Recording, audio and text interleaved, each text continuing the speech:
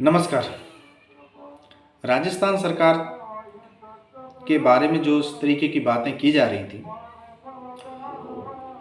मैं उनमें एक बात कहना चाहता हूं कि राजस्थान सरकार पहले ही दिन से लगातार युवाओं के हित के लिए फैसले ले रही है और वो फैसले कोई राजनीतिक उसका जो मुद्दा है उसको भुनाने के लिए नहीं किया जा रहा है। ये मुद्दा है समाज के अंतर्गत जो निष्पक्षता सत्यता को स्थापित करने का प्रयास है। यदि आप एग्जाम्पल के तौर पे देखें तो हमें देखने में मिलेगा कि राजस्थान सरकार के द्वारा पहले ही दिन जो थोक के भाव भर्ती की जानी थी उन ऐसी भर्तियों पर रोक लगाई गई है, क्योंकि जिससे कि उसमें कुछ नियमों का प्रावधान हो सके और ऐसे नियम जिससे वहाँ पे ट्रांसपेरेंसी आए, ऐसे नियम जिससे समाज में लोगों को पता चले कौन भर्ती हो रहा है, क्यों भर्ती हो रहा है, उसका क्या निर्धारित कार्य होगा या सिर्फ मात्र राजनीतिक हित हेतु किया जा रहा है उसका काम। दूसरा, आरएएस अभ्यर्थियों के द्वारा जो आंदोलन किया गया था पोस्टपोन हेतु, तो राजस्थान सरकार ने अपने इस उद्देश्य को, ऐसा कई बार राजस्थान के इतिहास में हुआ है कि जब सरकार ने उसको पोस्टपोन किया है, लेकिन पहली बार राजस्थान सरकार ने इसको पोस्टपोन ही नहीं किया।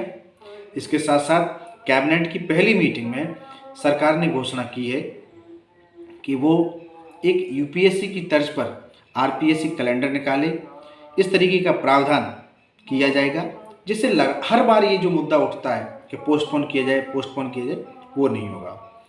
और तीसरा बिंदु ये है कि अभी आपको भी सूचना जैसी मिल ही गई होगी कि एसओजी की कार्रवाई की जा रही है और कुछ लोग भ्रामक तौर पर इस तरीके की बातें फैला रहे हैं कि पेपर बिक चुका है, पेपर लीक हो चुका है। इस तरीके की भ्रामक राजनीति करना, लोगों को भ्रमित करना, अभ्यर्थियों को भ्रमित करना, न तो समाज के हित में है, न उनके खुद के निजी हित में है और न ही संपूर्ण रूप से राज्य के हित में है।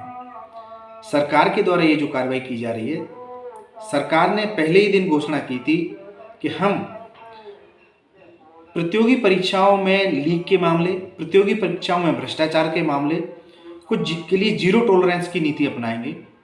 तो जब भी राजस्थान सरकार या पुलिस कार्रवाई करती है तो उसके दो तरीके होते हैं, एक प्रिवेंटिव तरीका होता है और एक किसी इंसिडेंट के हो जाने के बाद वाला एक तरीका होता है, और एक बिंदु और होता है जहां मध्यवर्ती स्तर पर कार्रवाई की जाती है जब लगातार जो कार्य चल रहा है उस जगह पे। तो सरकार ने यहाँ पे प्रिवेंटिव तरीके से पहले ही इस तरीके की कोई घटना भी ना घटे, राज्य में कोई सोचे भी नहीं कि हम पेपर लीक कर लेंगे, हम अभ्यर्थियों के सपनों का सौदा कर लेंगे, इसको रोकने के लिए सरकार ने प्रयास किया है। और जो एसओजी की कार्रवाई है वो अपने आप में प्रशंसा का कार्य किया गया है। इससे उन अभ्यर्थियों में भी डर बनेगा जो अभ्यर्थी चाहते हैं किसी भी हुक एंड क्रुक के तरीके वो लग जाएंगे, ऐसा नहीं होगा। यदि आपने गलती से ये प्रयास भी किया तो एसओजी की जो नज़र है ना वो आप पर भी है, तो कोई भी इस तरीके की गलती ना करे।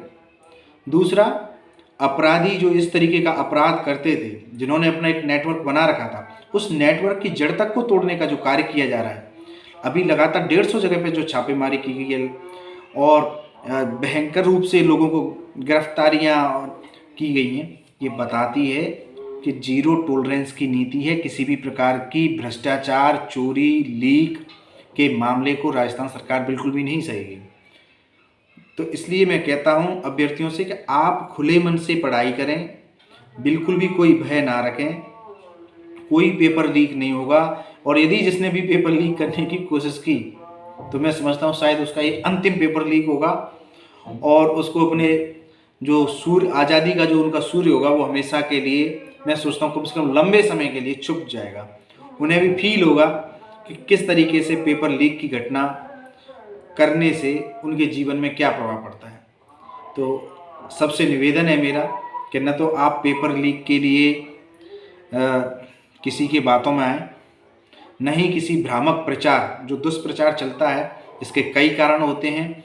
एक स्टेबल गवर्नमेंट को गिराने के भी कारण हो सकते हैं या स्टेबल गवर्नमेंट को परेशान करने के कारण होते हैं। ऐसा बिल्कुल ना करें। किसी भी प्रकार से पेपर न तो लीक होने की कोई अंदेशा है और यदि लीक करने वाले कोई माफिया मिलते हैं तो उनके साथ उनका बहुत बुरा हश्र होगा। और अभ्यर्थी भी इस तरीके की चीज़ों को प्रोत्साहित ना करें। और यदि आपके पास किसी भी प्रकार की सूचना है तो एसओजी की हेल्पलाइन पर आप उनको सूचित करें, ठीक है। और आपने मुझे सुना, इसके लिए बहुत बहुत धन्यवाद और आपको अग्रिम शुभकामनाएं आपकी सफलता के लिए। नमस्कार।